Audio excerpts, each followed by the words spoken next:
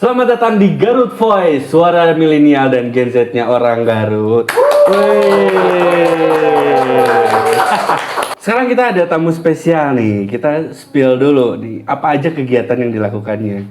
Jadi tamu kita tuh ada akademisi, inovator pelayanan publik, calon direktur utama PDAM Garut. Penasaran deh. Oke, di sini udah ada Kang Hendro. Kang, ya panjang ya non jabatannya SEM, MKMT itu teh apa? Karena duit itu ngarah panjang. Amin. Jadi SEM biasa sarjana ekonomi. Kalau MKMT memang di Indonesia hanya satu ya. Jadi ini salah satu gelar manajemen mikro manajemen mikro keuangan terpadu. Keuangan terpadu. Jadi salah satu program kerjasama antara Unpad dan Leiden University Belanda. Dari Unpad sama Leiden Belanda. Wah, hebat. Jadi perpaduan antara ekonomi sama antropologi. Ekonominya dari Unpad dan antropologinya dari Leiden University. Keren nih. Gitu kan. Kita udah kedatangan Kang Hendro di sini untuk ngobrol-ngobrol bareng kita di sini di Garut Voice. Untuk yang sebelum lebih dalam lagi nih Kang Hendro, pengen tahu kenapa kan tadi tuh ada sarjana ekonomi, terus MMKMT tuh magister apa tadi tuh? Manajemen keuangan mikro terpadu. Tapi tiba-tiba dipercaya sekarang jadi PLT direksi PDAM TT Intan Garut. Gimana ceritanya tuh? Jadi memang pertama memang selain aktivitas saya sebagai dosen, kemudian sebagai ya kita memang banyak melakukan aktivitas di ruang-ruang pemberdayaan UMKM dan ekonomi kreatif. Nah, kebetulan di tahun 2003 saya diamanahkan menjadi dewan pengawas. Dewan pengawas dulu berarti. Dewan pengawas. Nah, dalam perjalanannya seiring dengan waktu, ya tahun kemarin bulan apa ya? 2 bulan ke belakang ya karena ada kejadian KPM luar biasa, ada rapat KPM luar biasa yang memang direksi yang kemarin Perumda Tirta Intan diberhentikan dan secara regulasi memang ada 2 yang menggantikan. Yang pertama dari dewan pengawas dan yang kedua dari karyawan dari internal atau dari karyawan yang paling senior. Nah, kebetulan kemarin KPM Bupati Garut selaku KPM menunjuk kami ya dari dewan pengawas untuk menjadi PLT. Jadi PLT. Oke, jadi awalnya tuh dari pengawas dulu, lalu jadi PLT. Nah, ini menarik nih dari PDAM dan sebenarnya Kang Hendro ini adalah dosen juga di Uniga nih. Riwah tuh kan bagi waktu. Nah, sekarang di PDAM nih, dosen juga di Uniga gimana tuh? Iya, riwah gitu kan. Nah, ya ini jadi kan karena memang kita diamanahkannya di pertengahan jalan sehingga memang kemarin agak lumayan hektik, agak lumayan riwah untuk memanage waktu. Nah, sehingga beberapa perkuliahan ya kita alihkan kalau ya dialihkan ke hari Sabtu gitu dipindah jadwal. Dipindah jadwal biasa. Ya mungkin korbannya ada jadi mahasiswa gitu kan. Mana nih mahasiswa Uniga ya? Oke, di Uniga ngedosenin apa nih? Saya ngajar di Uniga di Fakultas Kewirausahaan. KWU, oke. Dan di Prodi IPS. Ya terkait dengan ekonomi bisnis, ekonomi dan bisnis, koperasi dan UMKM pasti memang itu dipegang. Sejalur ya, sama gelarnya sejalur. Alhamdulillah. Dan sekarang juga Kang Hendro kebetulan lagi program 2 doktor sekaligus. Ya, bener nggak? Ya. Nah, di IPDN dan di Unpas. Ya. Nah, sebenarnya apa sih motivasi kan PDAM udah, di dosen udah. Ya. Kenapa sih mau masih jadi kuliah lagi gitu? Ya kebetulan di IPDN kan masih tahap akhir juga. Kemudian kebetulan saya ngajar di IPS ya sehingga sekaligus aja kita nyemplung, kita ingin belajar terkait dengan program doktor ilmu sosialnya begitu kan. Tapi 2 program doktor sekaligus. Iya, bisa kok. Jadi kuliahnya gimana nih? Itu kan berarti kuliah. Terus di PDAM juga. Ya kan yang IPDN tinggal nyusun tinggal tahap akhir. Tinggal sidang tinggal 2 kali sidang lagi. Kalau di Unpas persiapan proposal. Di Unpas sudah semester 3. Berarti kuliahnya udah selesai juga. Udah selesai. Keren nih, bisa ditiru nih buat teman-teman nih yang orang Garut nih. Kang Hendro juga asli Garut. karirnya juga bagus dan pendidikannya juga tetap ditempuh. Nah, tapi ada yang unik nih di dunia usaha Kang Hendo ini dari teman-teman riset nih, teman-teman riset. Jadi dari muda Kang Hendo tuh udah punya 2 perusahaan. Betul. Ada PT Aisar Karya Pratama dan CV Aisar Jaya. Nah, itu tuh tentang apa tuh? Jadi yang pertama CPI Sarjaya itu memang bergerak di bidang agroindustri gitu ya. Dan itu yang alhamdulillah yang bisa mengantarkan dari mulai penghargaan di tingkat bupati sampai dengan penghargaan tingkat nasional. Wow, keren.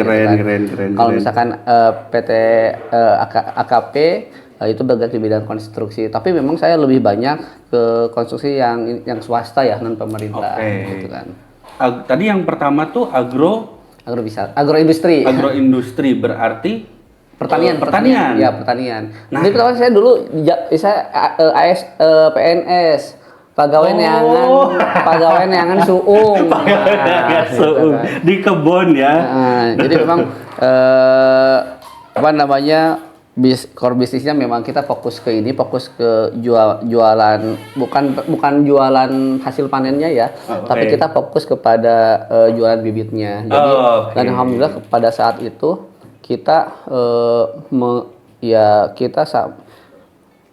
memang fokus kepada program pemberdayaan masyarakat. Itu yang pada akhirnya kenapa saya mendapatkan penghargaan. Saya ingat waktu tahun berapa ya, 2013 kita dapat kepercayaan dari Chevron untuk melakukan proses pemberdayaan masyarakat itu sekitar 200 ibu-ibu semua. Nah, itu yang akhirnya portofolio mungkin dinilai bagus, akhirnya saya tahun 2015 mendapatkan penghargaan dari Pak Menpora. Wih, keren teman-teman.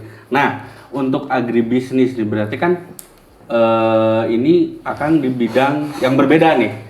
Yang awalnya tadi jual beli di ekonominya, lalu sekarang di PDAM dan sebelumnya sempat di agribisnis juga. Nah, tapi tiba-tiba ini ada konstruksi. Kenapa tiba-tiba ada konstruksi ini? Seperti apa? Ya. Apa jalurnya waktu itu tiba-tiba ada konstruksi di situ? Saya tuh sebetulnya waktu SMA itu saya tuh alumni SDM. Oh, alumni SDM jurusan? Tekbang. Oh, teknologi bangunan. Sekarang nggak ada sekarang jadi apa ya? Gambar. Oh, teknik gambar. Oke. Pernah juga dulu memang akhirnya dulu tuh cita-cita jadi arsitek yang gagal. Insinyur gitu. Yang gagal. Akhirnya ya mungkin ya qadarullah ya, takdir mengiring saya ke ekonomi. Gitu kan. Jadi emang basicnya dari SMA dulu, gitu. Ya. Akhirnya ya tadi balik lagi menjemputnya ke sini gitu kan. Dari rezekinya di mana wae aya gitu. Akhirnya PDAM pun urus nggak jalur juga akhirnya kan. Bener. Bahwa aja Kang Hendo ini kan ya dilihat dari gelar ya, ekonomi dan juga ya tentang keuangan lah gitu, tentang bisnis. Tiba-tiba ada konstruksi, wah menarik nih gitu. Ternyata SMK-nya pernah dulu. SMK 2 ya kalau sekarang ya, di SMK 2 jurusan teknik bangunan. Kalau sekarang DKV mungkin ya kalau sekarang. Sekarang enggak, jurusan gambar. Oh, gambar. Arsitek sekarang. Arsitek. Oke. Wah, keren banget nih. Ini juga ada satu kalimat yang Kang Hendo pernah katakan nih. Masih ingat atau enggak nih, nggak tahu deh. Jadi Kang Hendo pernah ngobrol bahwa inovasi yang paling penting adalah yang bisa dirasakan langsung oleh masyarakat. Saya juga nggak tahu kapan tuh ya teman-teman yang bikin. Nah, coba ceritakan satu inovasi yang menurut Akang paling berdampak sejauh ini buat Garut. Nah, sebetulnya ya kalau bicara tentang berdampak ya itu mungkin perspektif yang berbeda. Tapi paling tidak bagi saya adalah salah satu kebahagiaan saya itu ketika banyak terlibat ketika kita melakukan proses pemberdayaan dengan masyarakat. Misal kayak kemarin ya, alhamdulillah mungkin saya sampai bisa mengantarkan dapat penghargaan dari Pak Menteri karena kita memberdayakan sekitar hampir ratusan ibu-ibu gitu ya. Ibu-ibu dengan proses pelibatan tadi kita agroindustri di Jamur itu satu. Nah, yang kedua tadi dan itu juga yang akhirnya mengantarkan saya sejak 2018 fokus untuk membina bukan membina ya, saya juga kalau disebut membina saya belajar lah. Itu juga terlibat dalam proses pengembangan sektor UMKM. Dan yang hampir setiap tahunnya itu ya 100 sampai 150 yang kita bina begitu ya. 100 UMKM? Iya, rata setiap tahunnya. Termasuk mungkin yang saya rasakan betul mungkin yang apa namanya? Ini mungkin bagi kami ya sebuah kebanggaan tersendiri. Mungkin di tahun kemarin kita bisa membawakan akhirnya Garut sebagai kota kreatif begitu ya. Hampir 2 tahun saya menjadi tim penyusun borang kota kreatif di tahun pertama. Saya 3 tahun. Saya 3 tahun. 3 tahun mulai penyusunan borang. Tahun ketiga tidak masuk, tahun kedua kita ternyata telat gitu ya, hanya mendapatkan video terbaik. Dan alhamdulillah di tahun kemarin kita Garut dinobatkan sebagai kota kreatif. Nah bagi saya itu adalah sebuah kepuasan ya bagi saya selaku memang pegiat di ekonomi kreatif dan UMKM. Tadi ada kata kota kreatif, menarik sebenarnya. Apa sih indikator kota kreatif atau mungkin apa yang waktu itu menjadikan Garut menjadi kota kreatif? Memang kalau bicara indikator sih kan memang keberdampakan langsung atau tidak langsung gitu kan. Tapi dari 17 subsektor itu sih biasanya subsektor apa yang menjadi dominan. Kemudian yang kedua dilihat dari sisi apa sih yang menjadi pembeda subsektor yang dominan itu dengan kota-kota yang lain gitu kan. Nah itu yang pada akhirnya memang ditilai oleh para dewan panelis. Kemarin tuh kita berempat berlima begitu ya, dan dewan panelisnya melebihi sidang disertasi hampir sekitar 9 atau 10 orang gitu ya. Dari mulai unsur akademisi sampai dengan pegiat ekonomi kreatif sendiri. Ya memang cukup repot banget lah. Jadi Garut tuh udah jadi kota kreatif gitu. Yang mungkin pada saat sekarang dan kedepannya akan banyak hal-hal yang baru mungkin ya di Garut ya. Karena itu bersifatnya bersinggungan dengan ekonomi juga, dengan produknya juga supaya Garut semakin kreatif lagi. Oke, balik lagi ke masalah PDAM Kang. Kan Akang tuh sebelumnya di Dewan Pengawas. Ini mah dari DM aja yang masuk. Banyak keluhan Kang. Pasti. Nah, ada yang saat di rumah teh kan. Ada yang sampai 3 hari 4 hari katanya teh. Nah, sebenarnya ketika melihat pertanyaan seperti gini atau kondisi kayak gini, gimana sih tanggapan dari PDAM kita pengen tahu lah gitu. Oke, jadi memang ini makanya ketika kami dilantik ya, diamanahkan atau dipercaya oleh Pak Bupati untuk jadi PLT, maka yang kami lakukan adalah 1 bulan ini adalah masa konsolidasi. Kemudian di bulan kedua adalah legasi gitu kan. Nah, dalam masa konsolidasi ini adalah kita mencoba memetakan sebuah masalah-masalah yang ada. Ya paling tidak simpel sih. Dalam waktu jarak dekat ini yang kami lakukan adalah bagaimana mencoba menyambungkan terkait dengan pengaduan masyarakat itu kemudian direspon dengan cepat. Nah, kalau kita lihat armada teman-teman PDAM ini sebetulnya luar biasa, mereka itu cepat. Hanya saja mungkin dari mekanisme ya. Jadi mekanisme kalau misalkan kita ingin buat sekarang hari ini mungkin akan membuat sebuah saluran di mana ketika ada pengaduan itu bisa direspon dengan cepat. Nah, kemarin kalau saya coba analisis adalah yang menjadi problem adalah saluran tersebut ketika ada pengaduan itu take action-nya belum begitu cepat sehingga akhirnya lambat. Itu satu. Termasuk mungkin dalam konteks ini ya pemberitahuan kayak gitu pun terlambat. Maka memang saya dengan Pak Gania selaku PLT yang mencoba ya mungkin dalam waktu 1 bulan ini berusaha untuk mempercepat quick respon lah ya, mempercepat terkait dengan menangani masalah pengaduan. Baik terkait pengaduan itu biasanya sih masalah bayar yang mahal gitu kan, kemudian pengaduan air ngocor gitu kan, atau pengaduan yang ini pengaduan yang klasik lainnya. Tapi yang paling sering itu kalau biasanya ya air ngocor atau kenapa mahal? Ya, jadi tiba-tiba mahal. Gitu. Tapi biasanya kalau misalnya airnya enggak, kalau ngocor lah ya, itu biasanya masalahnya itu di mana sih Kang? Nah, Jadi memang kita selalu sampaikan. Jadi kalau produksinya bagus gitu kan, maka di hilirnya, di distribusinya bagus. Jadi memang kalau kita coba petakan hari ini ada beberapa kecamatan yang hari ini dari sisi debit air memang agak kurang. Terutama di Tarogong Kaler ya. Daerah Pamoyanan ke sana kan itu betul lumayan kurang. agak kurang. Jadi yang relatif bagus, misalkan sebetulnya relatif bagus itu daerah Tarogong Kidul relatif bagus. Ya di sini daerah sini. Garut Kota mungkin sebagian. Memang di Tarogong Kaler tuh karena memang debitnya kurang. Ya solusinya sebetulnya ya tadi solusinya penambahan debit gitu kan. Nah kita sedang ya makanya kan kalau di tahun-tahun ini kalau misalkan bahkan kita posisinya tuh menolak langganan di beberapa titik-titik yang tadi katakan Tarogong Kaler. Jadi kalau ada yang masuk tuh kita tolak gitu ya. Ya karena memang air yang ada itu dari antara produksi dan distribusi itu nggak balance gitu ya. Sehingga memang akhirnya di kayak Tarogong Kaler itu jam layanan kami cukup terbatas. Nah, solusinya ya tadi solusinya pengembangan gitu kan. Nah, alhamdulillah paling tidak kita ada legasi yang memang cukup lumayan besar begitu ya. Kemarin kita coba ajukan kepada Pemprov Jabar dan mungkin ini udah ada lampu hijau, mudah-mudahan bisa di ACC di tahun 2026. Nah, kita akan coba membuat spam baru di Cihanut ya. Paling tidak di Cihanut itu bisa mengatasi masalah nanti di area Tarogong Kaler. Oke, buat menambah debit ya. Untuk menambah debit. Jadi sehingga akhirnya pelayanan ini bisa maksimal. Sebetulnya kita kalau dari sisi mata air ya untuk menambah pelayanan, untuk menambah langganan kita masih cukup. Tinggal mungkin tadi kita coba petakan untuk Cihanut itu untuk masuk ke wilayah Tarogong Kaler, Samarang gitu kan. Sehingga tidak terganggu kan selama ini Tarogong Kaler itu bersumber dari mata air di Cipulus di Bayongbong.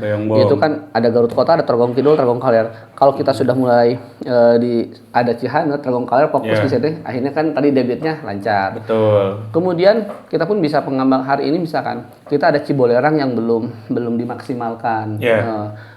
Ada di beberapa mata air yang memang sebetulnya kalau kita maksimalkan itu bisa bisa menambah jam layanan kita dan bisa menambah cakupan kita karena cakupan pelanggan kita pun masih rendah ya. Kita di angka 11%. Dari target RPJMN secara nasional 40%. Jadi jauh banget. Ini sebuah tantangan sekaligus peluang bagi saya gitu kan. Iya betul. Gitu kan. Jadi tantangan dan juga peluang. Tapi sebelum kita ngobrol lagi ini ngopi dulu kan supaya nggak seret ini teh. Ini ada dari Historia, terima kasih Historia. Hatur nuhun. Ada kopi susu, ini ada ice americano. Jadi buat kalian yang mau nongkrong boleh langsung ke Historia di Jalan Cimanuk seberang toko buku Harmoni. Tadi ngomongin tentang percepatan layanan mungkin ya. Kalau misalnya ada warga nih yang mau komplain atau apa, kemana sih kan kalau PDAM tuh? Kita mungkin nanti insya Allah kita dalam waktu dekat ini kita akan launching terkait dengan helpdesk dan salah satu aplikasi yang nantinya itu akan mempermudah. Jadi terkait mungkin nanti kita akan di infokan. Berarti ada di kita ya. Nanti helpdesknya kemana nih? Ya. Karena memang tugas kita ingin mempercepat layanan pengaduan lah gitu. Siap. Karena emang banyak banget kan banyak banget di DM tuh. Luar biasa. Kenapa ini mati 3 hari, 4 hari? Kunaun gitu kan. Kemarin jadi yang luar biasa jadi ini pas kalau yang mati kemarin itu karena memang jaringan pipa kita sudah pada tua ya. Kayak kemarin kita 3 hari kita tuh kan nyari ketika tadi misalkan ini dari sisi produksi aman sih harusnya. Kenapa di sini? Ternyata ketika kemarin kita cross check ada yang bocor. Di sekitar Logi kan kemudian kita bocor. Terus kemudian hari ini juga ada lagi itu di sekitar Jalan Ahmad Yani. Ya karena memang tadi kita jaringannya udah pada tua. Udah lama ya. Sehingga memang ini PR lah ya ke depan untuk memperkuat dari sisi produksi dan dari sisi distribusinya. Ya tinggal mapping hari ini wilayah harusnya sih selesai ya begitu kan. Siap. Jadi buat kalian nanti yang mau ada pengaduan atau misalnya mau menanyakan keluhan-keluhan, boleh tuh nanti PDAM ada wadahnya lah ya, ada helpdesk-nya supaya lebih gampang gitu. Terus tadi juga udah dijelasin tuh yang kemarin kenapa mati, ada kebocoran ya, ada kebocoran karena pipanya perlu diremajakan lah ya, perlu diremajakan gitu. Wah, ini PDAM panjang sih sebenarnya kalau terus dibahas. Iya nepi ka magrib jika Kang. Wah, pokoknya mah lamun ngomong PDAM pasti komentarnya julid pokoknya.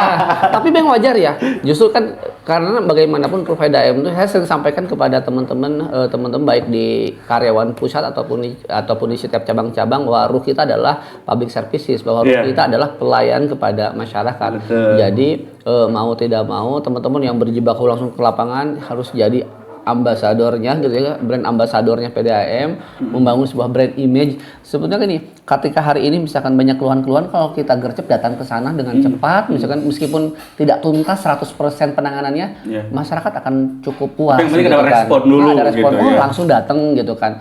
Nah tadi makanya hari ini kita coba kumasi carana gitu ya, kumaha carana ketika ada pengaduan di masyarakat langsung gercep hari itu juga kita datang. Sebetulnya kalau armada kita siap. Teman-teman di cabang itu sudah sangat siap. Tadi kan kemarin tuh yang menjadi problem adalah tersumbat salurannya. Jadi siapa yang take actionnya gimana? Nah makanya kita akan coba atur.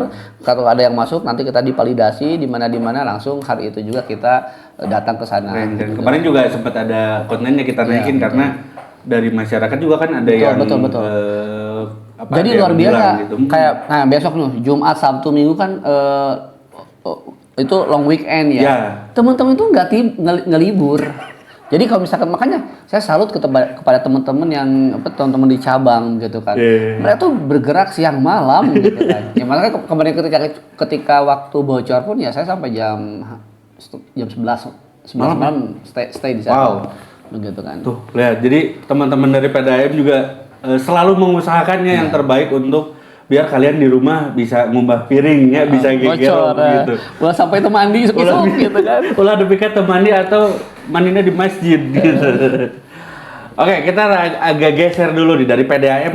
Ini kita tadi karena ngebahas ada Kang Hendro tuh UMKM, mengurus berapa ratus UMKM lah ya tadi yang tergabung untuk sebelumnya namanya UMKM Juara ya. Nah, gitu kan. Sebenarnya kan UMKM di Garut itu banyak pisannya. Apa sih tantangannya ngurus UMKM di Garut?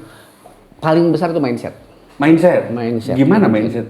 Jadi gini ya, mau tidak mau permainan hari ini berbeda dengan 10 tahun ke belakang. Hari ini kita sudah masuk ke era digitalisasi, kita sudah masuk ke tadi disruption era gitu ya. Mau tidak mau kita harus mendorong agar mindset teman-teman UKM itu benar-benar shifting gitu ya, touch in dengan zamannya. Nah, kemudian yang kedua memang tadi ini bicara tentang mindset juga. Ya kita harus mulai bergeser ya ke entrepreneurial mindset yang benar-benar gitu.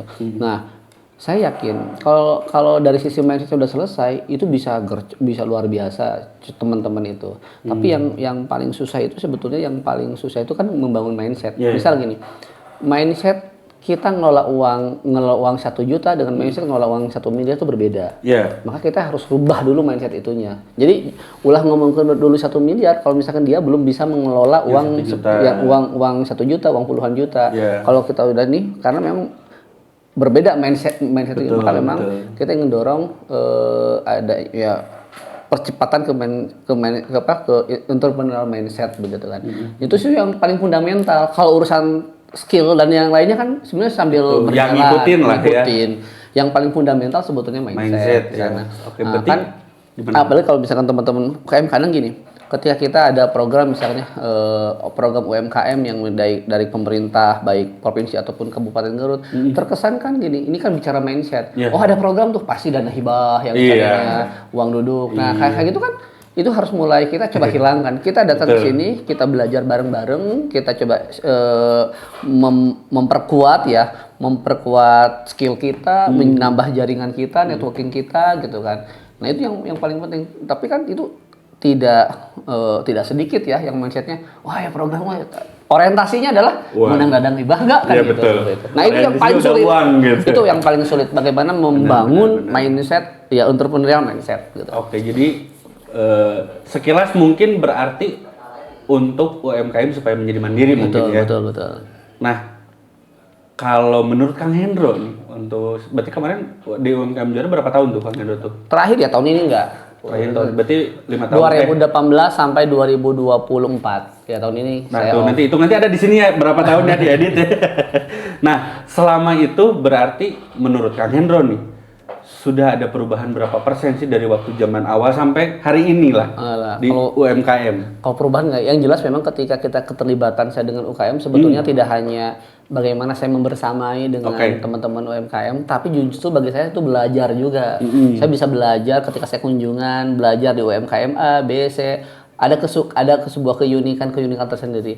Tapi sih paling tidak misalkan ya tadi ketika kita melihat ya paling mudah indikator paling mudah itu sebetulnya satu, ketika teman-teman sudah mulai naik omsetnya, ketika teman-teman sudah mulai merekrut lagi tenaga kerja, itu bagi saya lah sebuah achievement lah gitu kan, dan ada sebuah kebanggaan tersendiri. Kalau dihitung berapa persen sih kita nggak menghitung, tapi paling tidak biasanya kalau misalkan dalam satu angkatan ya ya biasa bukan berhasil ya. Sukses story mah gitu ya. Sukses story mah biasanya sedikit gitu kan, sedikit. Tapi justru di sinilah yang sedikit ini gitu kan. Makanya saya berharap yang sedikit ini harus dijaga agar bisa berdampak banyak. Misal dari 150 tuh ya nggak banyak begitu ya. Ya paling mungkin kita bisa hitung ya dari sisi kenaikan omset, dari sisi penambahan karyawan nggak melebihi dari 20 sih rata-rata 20-25. Tapi justru yang 20 ini kita harus terus kawal bagaimana mereka bisa berdampak luas begitu. Pada yang lainnya juga gitu. Supaya jadi motivator lah ya kepada yang lain gitu. Nah, berarti kan si UMKM Juara ini tuh adalah salah satu usaha pemerintah mungkin ya untuk menjadi UMKM di Garut tuh kompetitif dan juga mandiri. Nah, sebenarnya buat ini mah dari Kang Hendro aja nih, pesan buat para UMKM di Garut nih yang baru mulai atau misalnya baru merintisnya misalnya awal-awal gitu. Apa sih yang harus dilakukan supaya bisnisnya berkembang gitu? Jadi yang pertama sih memang jelas ya harus merubah pola pikir. Kemudian yang kedua, apalagi hari ini kita diuntungkan dengan dengan digital era begitu ya. Ini sebetulnya ya mau tidak mau, siap atau tidak siap harus mulai beradaptasi dengan dunia digital, dan yang paling penting punya mentor, punya komunitas yang untuk sama-sama mengupgrade diri dan mencari peluang di sana, karena biasanya di ruang-ruang itu kita bisa bertemu dengan bisa sharing, dan beberapa peluang-peluang kita didapatkan di sana. Jadi ketika misalkan kita punya komunitas, kita tergabung dalam sebuah komunitas, tergabung dalam sebuah program, sebetulnya yang paling saya rasakan gitu ya, bukan kita dapat materi oleh siapa, tapi justru jejaring itu yang akhirnya ini menjadi sebuah peluang kita bisa scale up. Karena tadi misalkan yang tadinya kita tidak punya buyer, tapi dengan komunitas itu kita punya buyer baru. Yang tadinya kita belum penetrasi ke market tertentu, akhirnya dengan komunitas itu kita itu. Makanya nggak mungkin teman-teman UKM bisa scale up tanpa dikuatkan dengan jejaring gitu. Berarti memang jejaring itu penting ya untuk bisnis tuh, jadi jangan oleh seseranganin ya. Jadi ayo berkomunitas atau berjejaring lah, networking gitu, supaya emang siapa tahu rezekinya di sana gitu kan ya. Nah, menarik juga nih, soalnya Kang Hendro juga suka menulis, katanya nih, suka menulis opini, pemikiran di media lokal dan nasional. Apa yang akan tulis? Ya, paling ya seputar UMKM, ekonomi kreatif, ekonomi pembangunan, kewirausahaan, udah seputar itulah. Ya sesekali kita iseng atau sesekali kita nulis, atau mungkin banyak diminta oleh teman-teman media, minta pendapat terkait dengan ini, ya itulah gitu kan. Jadi emang ya namanya dosen, meskipun memang saya tidak seproduktif teman-teman dosen-dosen yang lainnya. Kalau dosen yang lainnya luar biasa produktif banget ya, jurnal-jurnalnya banyak. Nah, ini saya lagi mau belajar ya, agar saya juga shifting juga nulisnya ulah di media lainnya, ini udah mulai ke jurnal lah gitu. Jadi ada waktu. Ada penelitiannya karena sebagai dosen. Saya masih sedikit kalau saya di jurnal masih sedikit lah, masih newbie gitu. Karena tadi banyak ekskulnya. Ekskulnya tuh udah di sini. Gitu. Jadi emang kalau untuk nulis akan lebih ke banyak yang menuliskan pengalaman atau kejadian yang dihadapi. Tapi kenapa sih harus dituliskan? Apa yang membuat Akang jadi pengen nulis pada akhirnya? Sebetulnya gini ya, karena mungkin biasanya karena saya sering speak up di publik berkaitan dengan isu-isu tadi gitu ya. Pada akhirnya mungkin minta pendapat ya akhirnya ya udah kita nulis minta ini dong, artikel tentang ini dong gitu ya, kita tulis. Ya itu yang pada akhirnya mendorong ya kita tulis-tulisan lah gitu kan. Ada sih banyaknya kayak tadi misalkan dari misalkan media tertentu misalkan minta artikel menulis tentang ini dong tentang oh ya kita tulis atau mungkin kita lagi iseng-iseng kita share misalkan ke media regional medianya lumayan sambil ya melatih tulisan. Oh dapat cuan oge gitu kan, ada feedbacknya. Berapa? Gitu. Jangan. Oke, jadi emang awalnya tuh karena banyak yang minta ya, terus pada akhirnya jadi ada keinginan juga buat menulis. Tapi menurut Akang kalau nulis tuh bagian dari ya katakanlah catatan perjuangan Akang enggak sih? Jadi ruang-ruang ide dan gagasan. Kadang-kadang kan kita sayang ya kita punya ide punya gagasan, tapi kalau misalkan ide dan gagasan itu belum terlegasikan dengan baik ya. Artinya mungkin tulisan itu adalah sebuah bentuk legasi kita berkaitan dengan ide dan gagasan kita. Ya oh ini loh ide kita. Jadi paling tidak gitu kita menjaga itu. Ya paling tidak ada tulisannya dulu. Ada narasinya. Nah, tadi ada dengar sedikit tentang penghargaan nih. Kang Hendro tuh banyak tuh, ada yang Taskpreneur, ada UMKM Award, ada beasiswa unggulan juga. Dari sekian banyak penghargaan yang udah Kang Hendro dapat, penghargaan apa yang paling membekas sejauh ini? Paling membekas sih, paling bikin terharu yang gitu. Bikin membekas ya ketika saya mendapat penghargaan dari Pak Menteri Pemuda Olahraga gitu kan. Nah, itu yang paling achievement yang bagi saya tuh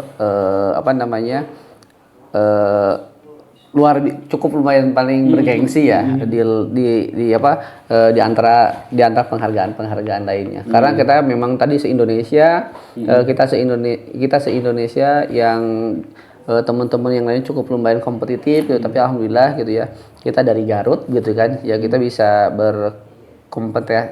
berkompetisi dengan yang lain dan alhamdulillah kita bisa juara meskipun memang saat itu kalau tidak salah saya juara 3. Ya, tapi bagi saya ya lumayan lah bagi Indonesia kan Indonesia. Itu tuh penghargaan apa tuh? Wirausaha Muda Berprestasi. Oh yang Technopreneur ini. Oh bukan itu beda itu kementerian. Nah, kalau itu kan itu sama sih dari Kementerian Pemuda Olahraga cuman dari bidang yang berbeda. Kalau yang WMP ini memang rutin ya. Biasanya berjenjang dari tingkat kabupaten kota, kemudian dari provinsi sampai biasanya ke nasional. Di provinsi ya dulu juga kalau nggak salah Impogor juga juara 1 kan tingkat provinsi. Iya betul. Ya, saya juga juara 1 di provinsi gitu kan.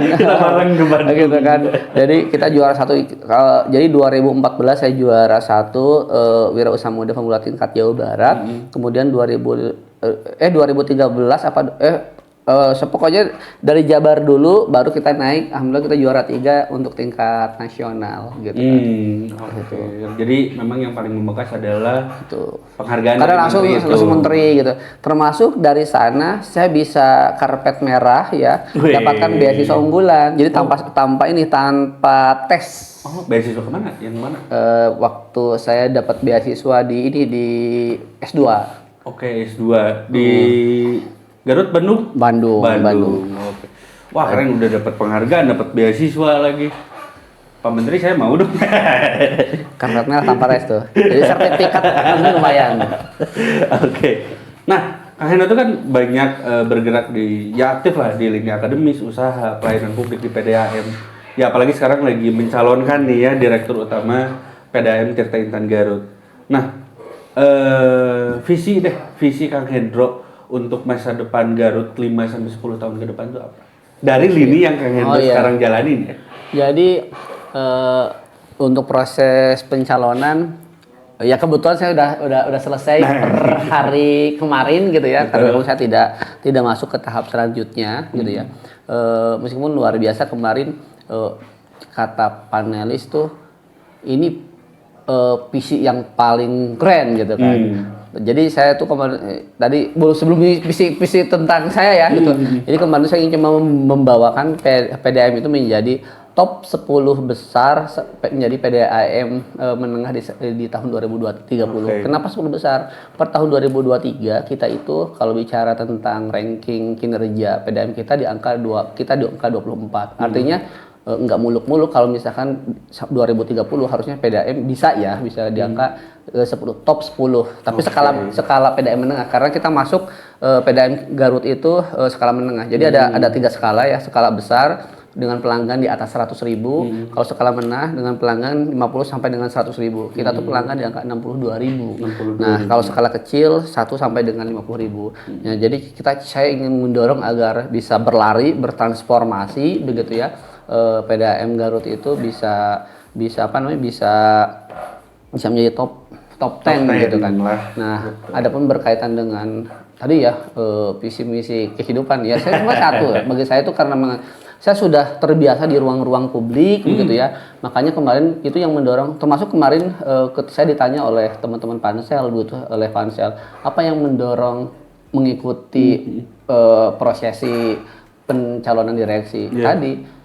Karena saya sering di ruang-ruang publik ya, bagi saya ketika saya bagian dari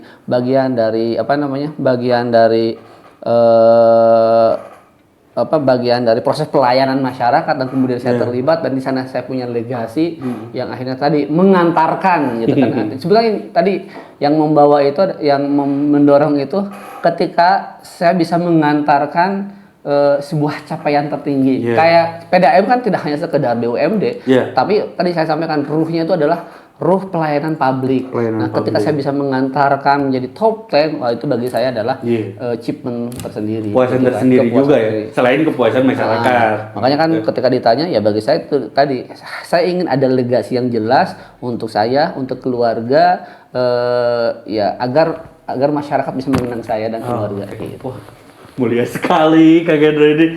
Gila, jadi emang banyak bergerak untuk masyarakat ya Kak Hendro ini. Capek gak sih kan untuk ada kan tadi di ngurus UMKM, terus di agribisnis juga sama. Sekarang PDAM juga pelayanan masyarakat. Gimana sih? Jadi kalau capek itu udah pasti, tapi gini, orang itu kalau passionnya itu nggak capek. Makanya orang misalkan saya sering mendengar, Pak Hendro ini sibuk gitu ya, Pak Hendro capek tuh sih. Nggak capek kalau memang itu apa yang kita lakukan itu berdasarkan passion kita. Saya ngajar capek nggak capek karena passion kita. Saya misalkan dapat amanah di PDAM sebagai dewan pengawas, capek nggak? Ya kalau ini sih capek gitu ya, tapi tadi fisik capek, tapi karena passion nggak terasa sih capek gitu kan. Sampai ya tadi misalkan Sabtu Minggu akhirnya kegiatan gitu kan. Tapi karena itu udah bagian dari passion saya,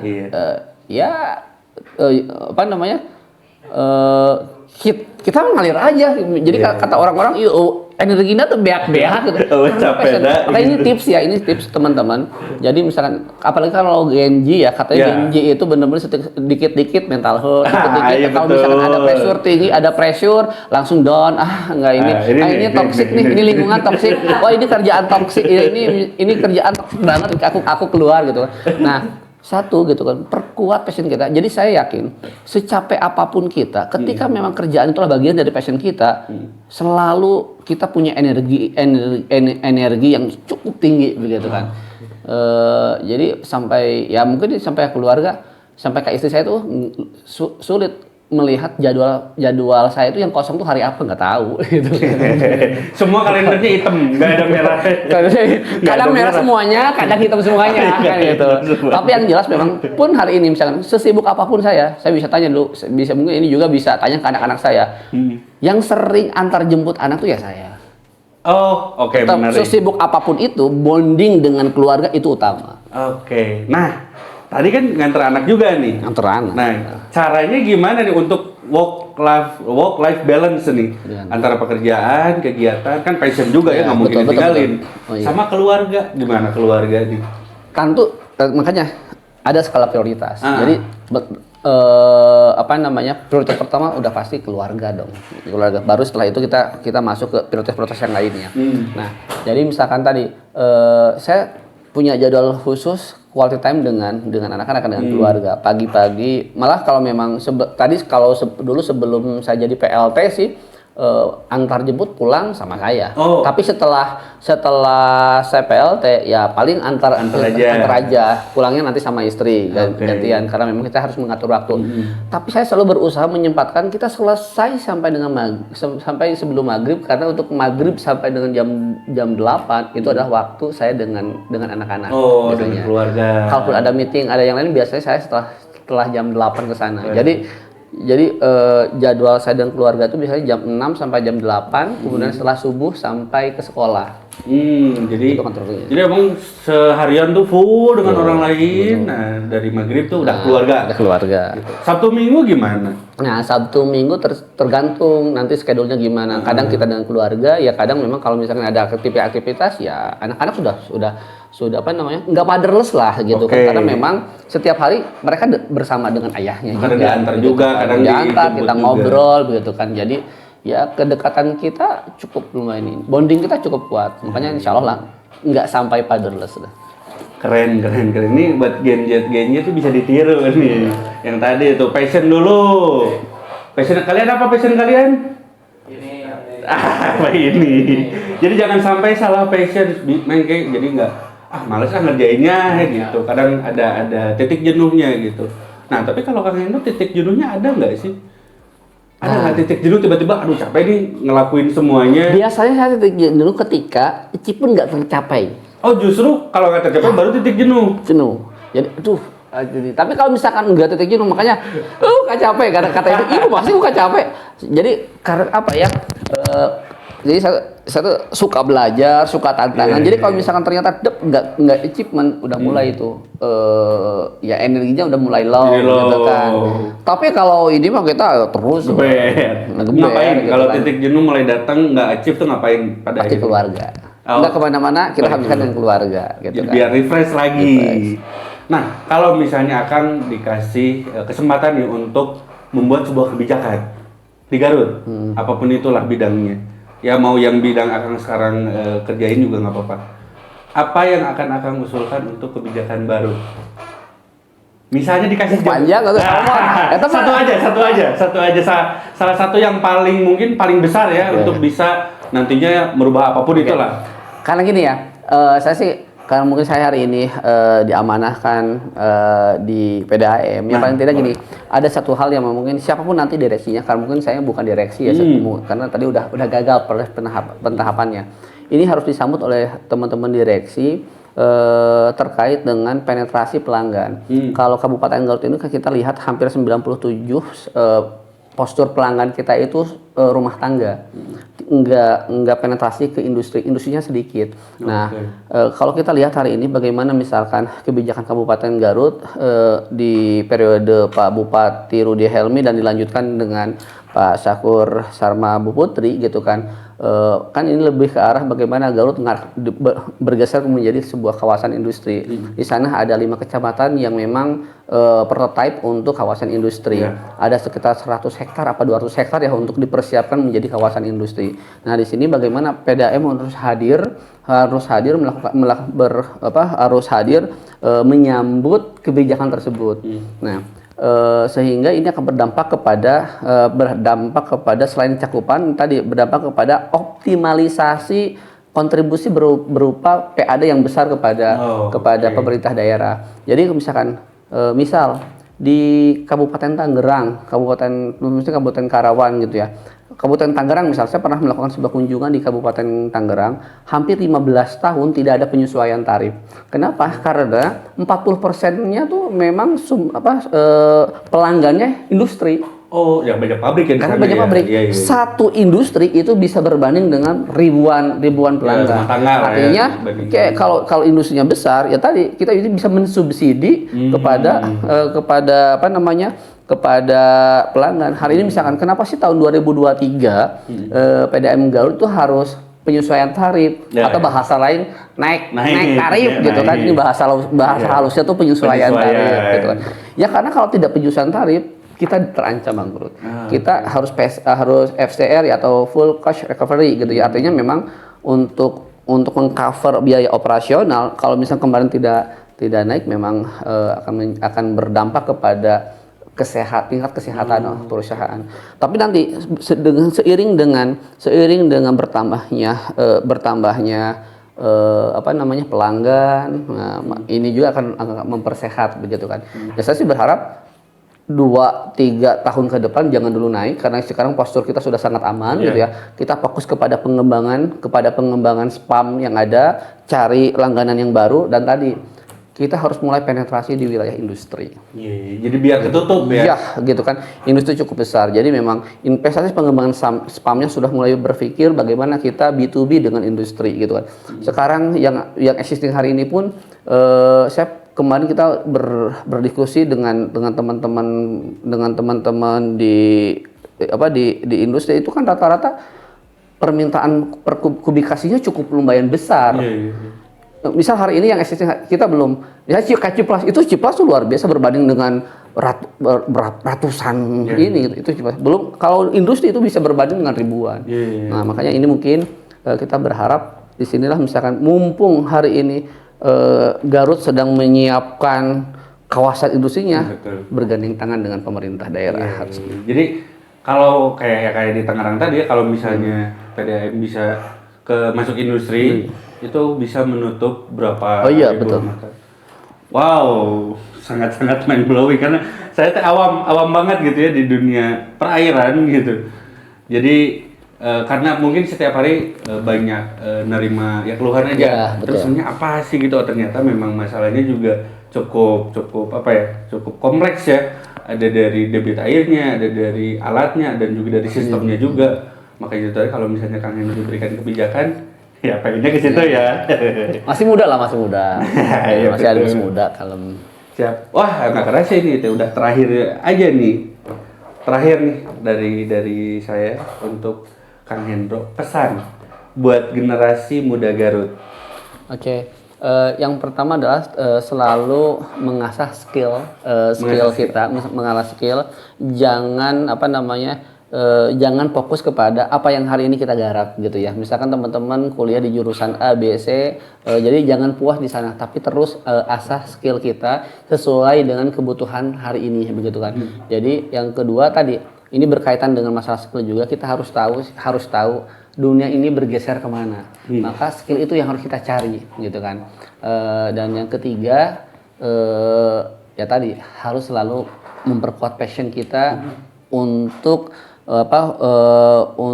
untuk bergerak menuju kebermanfaatan yang lebih besar. Gitu. Keren. Terima kasih Kang Hendro. Keren banget, banyak insight, banyak yang terjawab pertanyaannya. Terima kasih sudah datang ke sini ke Garut Voice di tengah kesibukannya yang banyak tadi, yang saya juga kedengarnya pusing. Saking sibuknya gitu, sempet-sempetnya bisa ke sini dulu gitu. Terima kasih buat Kang Hendro, buat teman-teman juga terima kasih udah menyaksikan Garut Voice, suara milenial dan Gen Z-nya orang Garut. Saksikan di podcast kita selanjutnya. Nanti undang siapa lagi ya? Sampai jumpa di podcast selanjutnya. Thank you. Aduh.